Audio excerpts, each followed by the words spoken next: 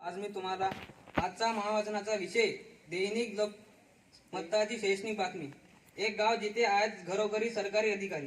भोपाळ मध्य प्रदेशात एक असे गाव आहे जिथे प्रत्येक घरातून किमान एक व्यक्ती सरकारी नोकरीत आहे, तर जवळपास 100हून अधिक जण देशातील विविध भागात उच्च पदावर अधिकारी म्हणून कार्यरत आहेत।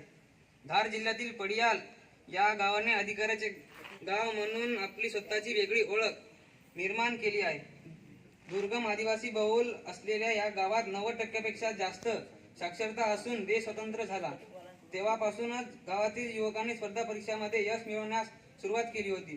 पडियाल गावाची लोकसंख्या सुमारे 5550 एवढी आहे।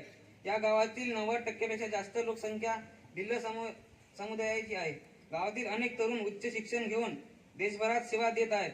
प्रत्येक घरातून किमान एक जण सरकारी कर्मचारी आहे। 2 वर्षापूर्वी गावातील प्रशासकीय अधिकारी झालेली संख्या 70 होती।